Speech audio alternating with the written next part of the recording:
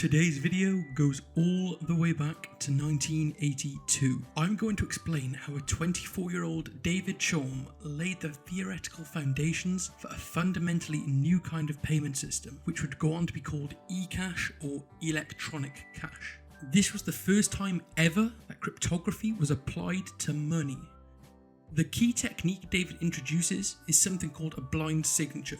And this turns out to be a super elegant and yet simple cryptographic technique, which will not only satiate the intellectually curious amongst you, but also be of practical use if you're looking to go on and create a cryptocurrency with better privacy properties than Bitcoin, for example. So, without further ado, let's dissect David Chaum's seminal paper, Blind Signatures for Untraceable Payments. The first paper which attempts to, or should I say, successfully applies cryptography to money. First things first, he kicks off the paper by pointing out the increase in the growth of electronic banking services. In order to provide some context, let's teleport back to 1982 and watch a vintage television advert. Everybody loves a vintage TV ad. Another benefit of Utron is that you can bank, shop, and send written messages right from your own living room. Trips to the bank to transfer funds are a thing of the past. Now, you can bank from your own home. With Utron and participating banks, you'll pay bills electronically, check your account balance, and transfer funds from one account to another. Feel comfortable knowing that your business will be kept strictly confidential thanks to the security features built into the Scepter Videotex terminal. Only moments to complete a transaction that might have taken up to an hour of driving, waiting, wasted time. An hour that could be used for something you would rather do. Before shopping, why not check out the latest bargains? Save money just by taking a look. With some merchants, you can even request home delivery. And Utron is linked with hundreds of different stores. Another valuable use is education. Okay, I think I've given Videotron enough free advertisement for today. Let's get back to business. David compares and contrasts transactions via physical cash and via a telephone or online transactions. With paper dollars, we have lots of privacy. If I purchase an item from you with paper dollars, then no one can tell the transaction has taken place. However, an online payment will involve contacting a bank and they will ultimately store this transaction data somewhere. On the other hand, from a crime prevention point of view, paper dollars can be used for bribery, buying naughty white powder, or pay for someone to be killed without it being linked to you. But then, if you try doing any of that stuff via an online transaction, then you will easily be linked to the crime. And so David proposes a fundamentally new kind of cryptography called the blind signature, which would allow a type of electronic cash system which would simultaneously maintain the privacy of the individual, albeit only on the buyer side, as we shall see later, as well as also being able to prevent this eCash system being used for illicit purposes. So how on earth can these two seemingly contradictory properties both hold? Well, in order to conceptualize the basic idea, we will first start off with an analogy, which will make use of something called carbon paper. The reason we are using carbon paper is because carbon paper has this special property whereby if we were to place it on top of a normal piece of paper and write something on it, then whatever we wrote would go through the carbon paper, and so it would also be visible on the normal paper underneath it. For those of you that wish to read David's analogy in his own words, you can pause the video here and do so. Okay, so here's the situation we find ourselves in. We want to cast a vote, but we also don't want anyone knowing who we voted for. Here is some special lady whose signature is super important, and a vote is only considered valid if we have her signature on our ballot paper. Let's represent her address by this pink house. And here we are with our address represented by this blue house. Here is our ballot paper.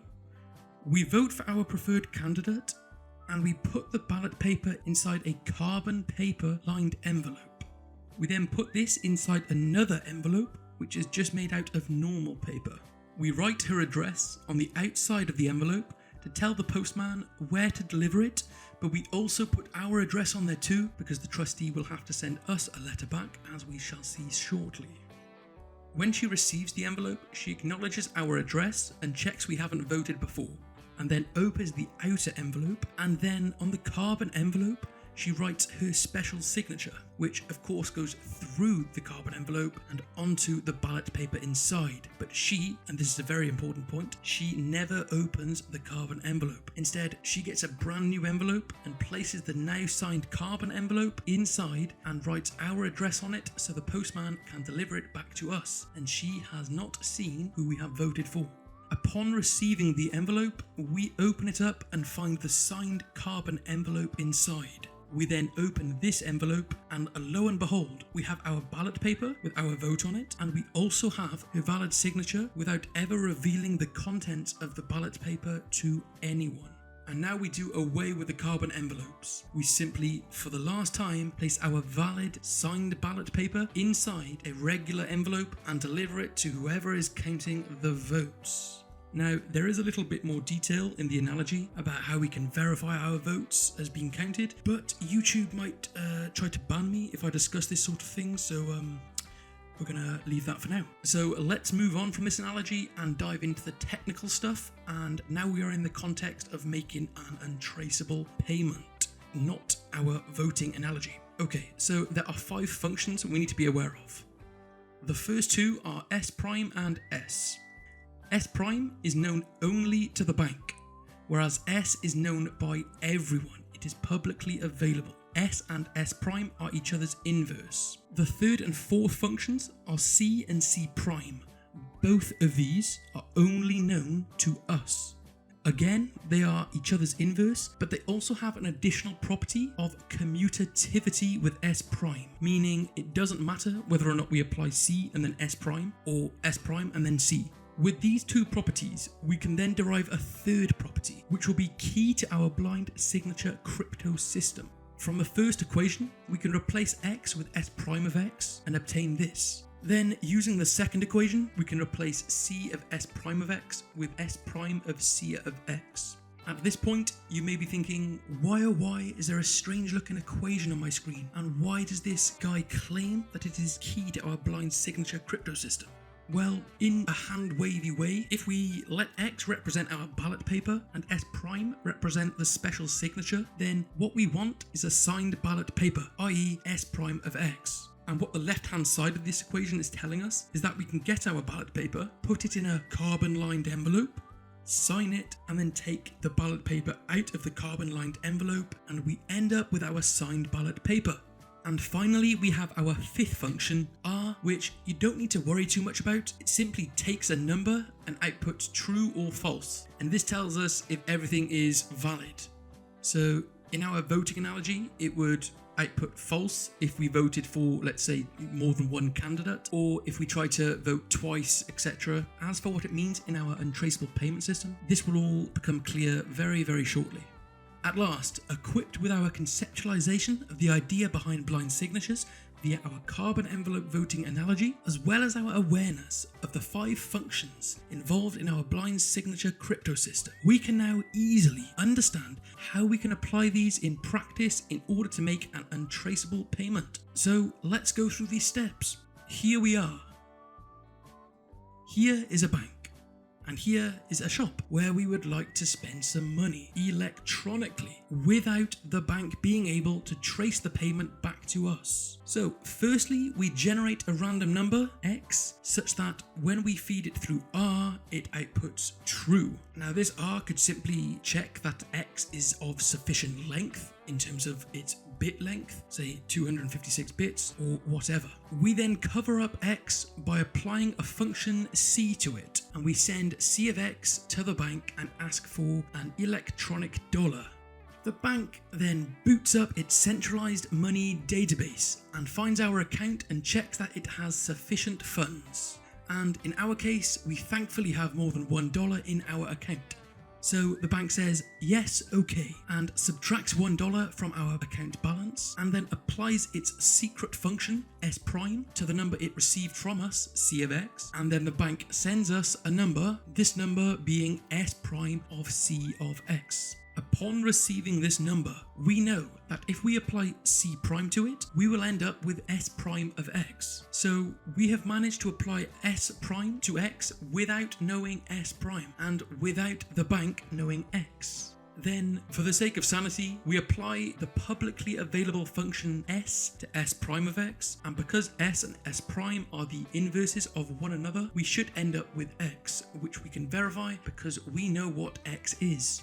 We have now withdrawn an electronic dollar similar to how we would withdraw cash from an ATM. Our electronic dollar is S prime of X. The fact we have S prime of X, we know S prime of X, and we are the only ones who know S prime of X is where the value derives from. Similarly to how nowadays with cryptocurrencies, our ownership is based on knowing the private key, which is just a number.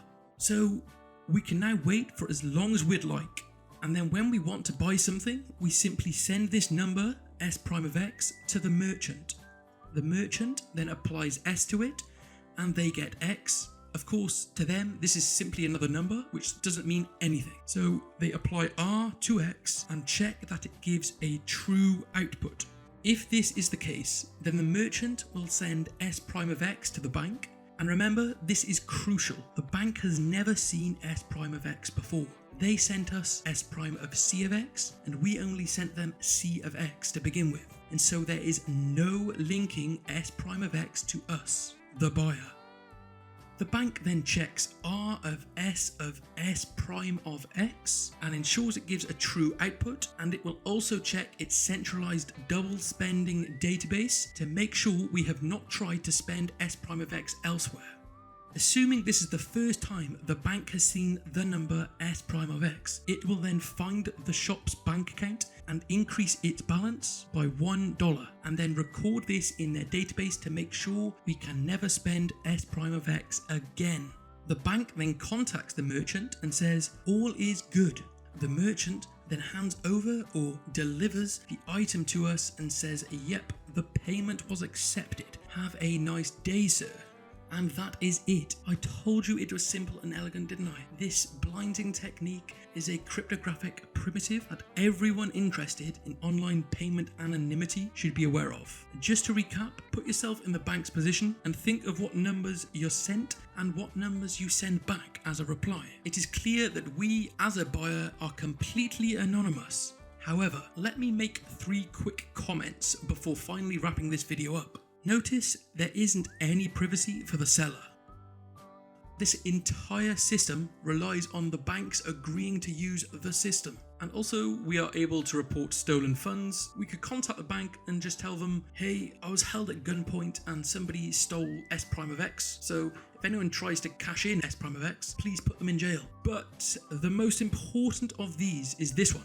The system is fully centralized, and we all know the risks associated with centralized systems. But David had to find out the hard way. He eventually used the theory of blind signatures introduced in his 1982 paper and created the first ever cryptocurrency called the Cyberbuck in 1994. This was through his company DigiCash that he had founded some 5 years earlier. Unfortunately, DigiCash filed for bankruptcy in 1998, and along with the demise of the company, the double spend database ceased to exist, and Cyberbucks came to be worth precisely nothing. But at least we learned a valuable lesson. We needed a decentralized monetary system, and of course, you all know the story after that.